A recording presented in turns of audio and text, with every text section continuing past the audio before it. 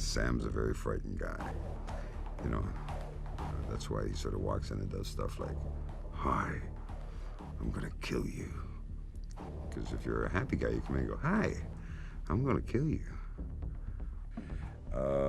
Here we go. Fisher interrogates enemy soldiers who obviously have no information, but he just interrogates them for the hell of it. "Stay quiet. You don't want your life to end in the boys' room. I want you to answer some questions." "Stay quiet. You don't want your life to end in the boys' room. I want you to answer some questions." When I'm breaking down a character, I usually try and find 6 to 8 levels emotional. If they're violent characters, I base them on fear, you know. There's only really 2 disciplines in the universe, love and fear. "Why are you here? Why is the Russian military here?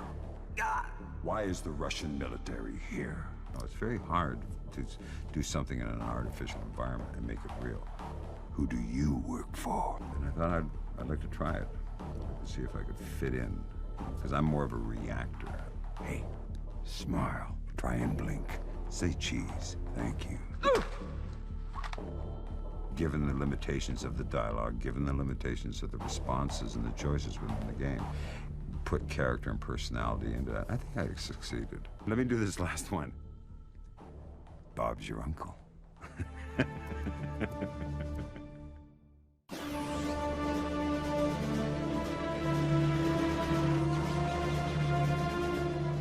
When we're going to this whole Cold War espionage sneaking around thing, we need to develop the sounds and use sounds that are going to benefit the darkness and still work. So we did use a few, let's say, ethnic instruments in the areas that we're at. When we're in Georgia, we have some Georgian guitars and Armenian voices, and when we're in Burma, we've got some Burmese voices and some Burmese drums and things like that.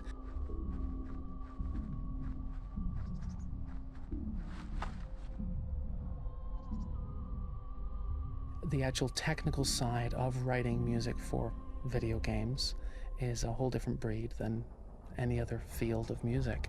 And I think it really, the constraints are larger. I mean, smaller constraints, they tie you in a little better, but it forces you to be more creative.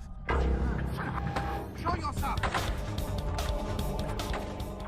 So what we did was we brought in a whole bunch of different styles together, from classical to electronica to ambient to world, and trying to find a happy balance between all 3 of them to come up with the sound.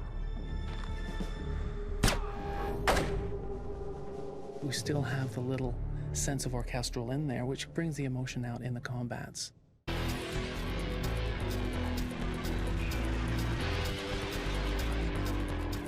The openness of the gameplay has a tendency to trigger multiple events.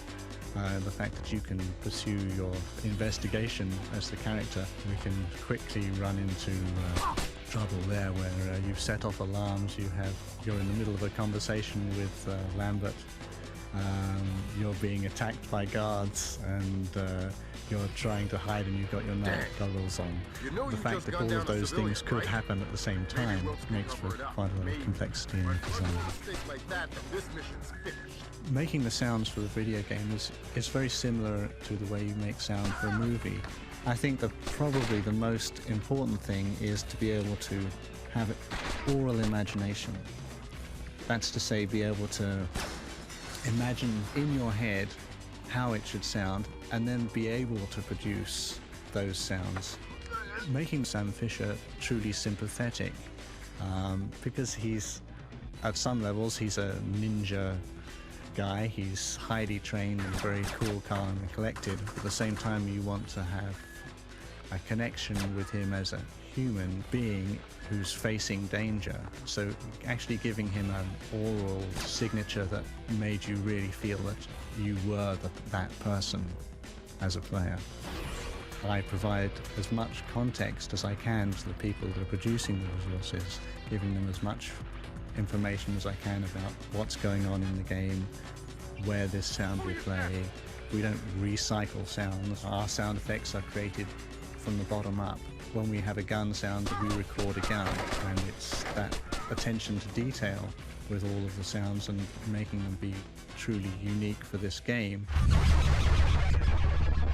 We decided to go with Entron animation because we wanted to have a unique style, especially for Sam.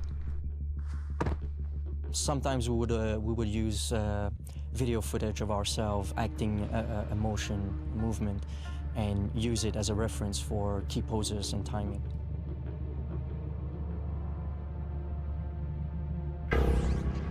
For a complex move like the split jump, we go directly to 3D, applying the basic animation notions until it fits the style. The inspiration came from a lot of sources. For moves like rappelling, we use realistic SWAT tactics. We also wanted to have action moves in the game, so for rolling, split jump, force cooperation, human shield, we turn to movies. Don't shoot, please! Somebody to cover my patrol while I make a quick stop. Any walking, jogging, sneaking, or weight cycles need to be tweaked a lot because they're really critical to game. These are the animation that you see the most. Everything on the character is animated. We have 10 bones just for the face. We can make them blink, smile, get angry. It's that portion of the animation that can make the whole difference. Sam's goggle became an important part of his appearance because we wanted to come up with a design that would make that character recognizable to the player as much as Batman is recognizable to a lot of people. Just the cape silhouette with the pointy ears. We wanted to have something that would have the same effect. So the silhouette with the 3 dots, which are actually lights emanating from the night vision.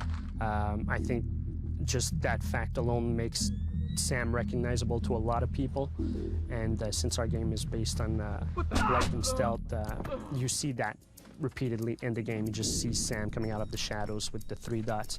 So this is why the goggles are such an important part of his suit.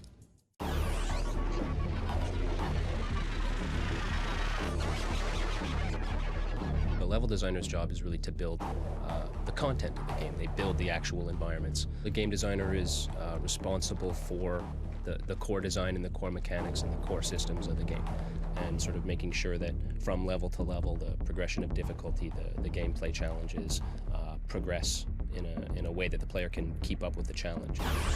You need to make sure that things are consistent, that the player is learning from level to level how to pass the necessary challenges, and those challenges aren't just changing randomly from level to level. A door always needs to open the same way for the player. Guns need to work in a consistent fashion. All the systems need to be consistent because you can't keep teaching the player the same systems again and again. You have to make sure he learns them once and then is able to build on that knowledge rather than having to learn the same things multiple times. You can start with a very simple challenge in an early level, like on level 1, you'll learn how to climb a pipe. Come level 3, you'll want the player to have to climb that pipe again, but in a slightly different, slightly more challenging scenario where there might be an enemy looking out the window. And then in level 5 or level 7, you're going to have the player climbing a pipe with an enemy looking out the window with a moving dynamic light searching the area of the pipe. Once the player has learned a set of skills in one part of one map or over the course of a few maps, you want to then encourage the player to face all of these challenges simultaneously or in close proximity to each other.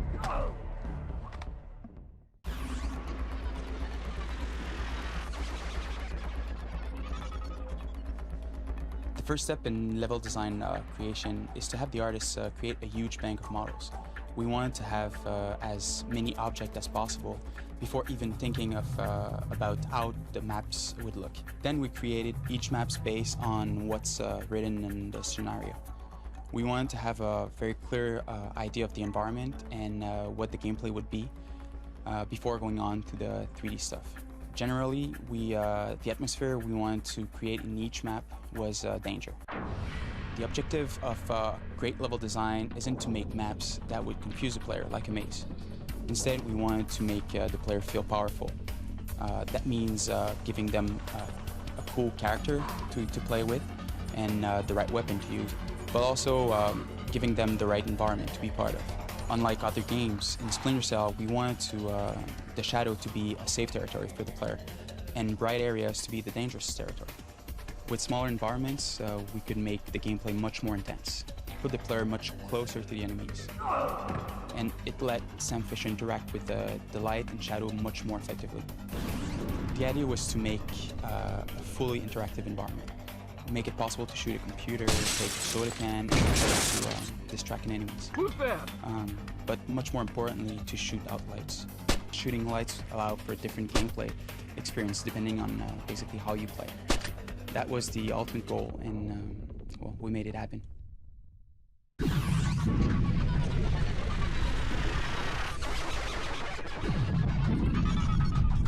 So in order to create an environment rich with shadow, we had to design a dynamic lighting system.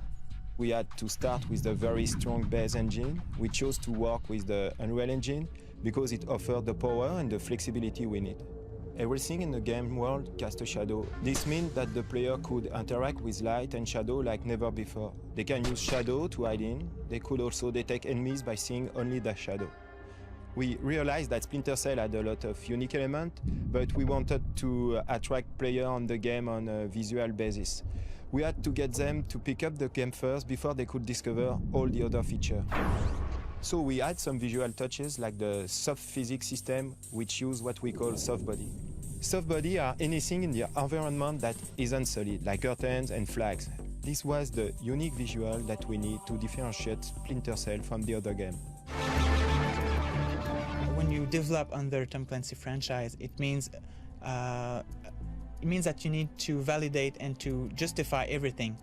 It takes place in a very near future, so you need to use a political environment that is believable, that is linked to the actual situation. You need to use gadgets that are already existing, that are already used by special forces, or a gadget that is currently in research that is believable to exist in the very near future. We really want the player to feel that, oh my god, this could happen for real, like tomorrow. The NSA created this solo operative that can react quickly. It can be, of course, a little more stealth than classical counter-terrorist squads.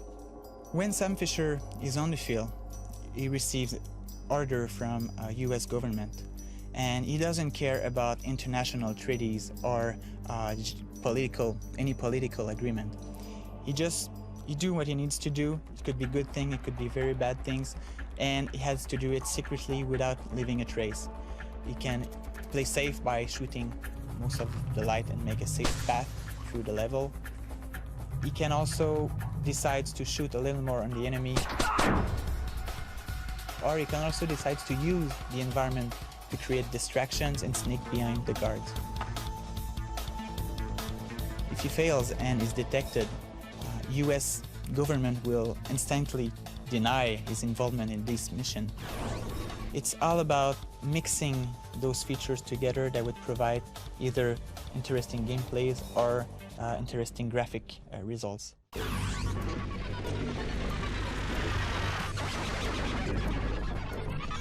have kept the bright flame of American freedom burning throughout the world. Hello, Lambert.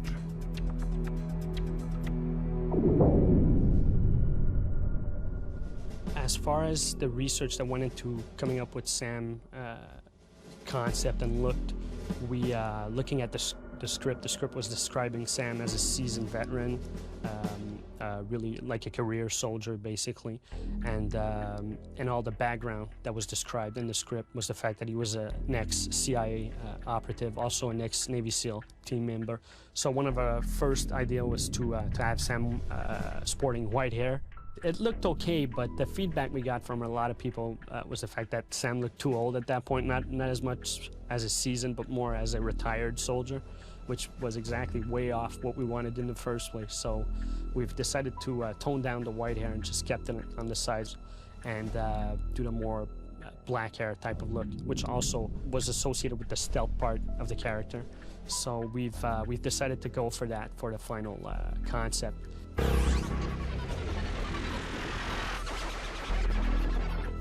Almost the same thing Sam uses, but a more advanced prototype. I get what the ordinary people get. Sam's suit was based on a prototype that's being tested right now by the Navy SEALs, which is a wetsuit that you can wear in and out of water, and is a suit that adapts itself to temperature changes. We thought it would just fit the character, basically, since our game is based on a near-future type of setting. If you look at Sam's vest and all his pouches and equipment, it's all stuff that's lightweight, compact. Since Sam is a solo operative, we've decided to keep those elements in there, give him as much cargo space as possible, but at the same time, without all that cargo being too cumbersome for the player. So this is something we've kept throughout the design. So Sam, what was your role in the development of Splinter Cell? My role in the development of Splinter Cell? Well, first Ubisoft brought me in as a technical advisor. For the sake of realism, they wanted input from someone who actually, well, somebody who actually does this kind of work. But you ended up being the star. How did that happen? They'd always wanted someone a little older, more professional, more experienced, you know. Not some young goofball that you see in your typical shooter. I think Martin Kaya was the one who decided to actually make me the character, and, you know, instead of somebody who was based on me. And how did you find working with the rest of the team? I've had the good fortune in my life to work with a lot of really talented and professional people. U.S. Navy SEALs, folks at 3rd Echelon, all real pros. It was no different here. What was the hardest part of the job? Without a doubt, animation. The decision was made that they didn't want to use mocap. They wanted a more artistic feel, so it's all done by hand. So here I am, hanging off everything in the office while Steve and the animators are filming me, you know, to see how I move. Man, I must have spent hours doing the split jump. I hated that part of the job. Speaking of the artistic feel of Splinter Cell, what are your thoughts on the game's graphics? Well, most of my experience with video games comes in the form of military training simulators. Needless to say, we're not even the same ballpark here. The fact that Splinter Cell uses light and shadows, I move from the light into the shadows, hide, I'm able to hide. The fact that they use this as the core game mechanic means that these lights, well, they're dramatic and beautiful, but they also create a real dramatic tension and evoke a strong mood. One more question, Sam. What about the rumors there is a sequel in the works? Have you signed on for Splinter Cell 2? Unfortunately, I'm not authorized to discuss those matters at this time.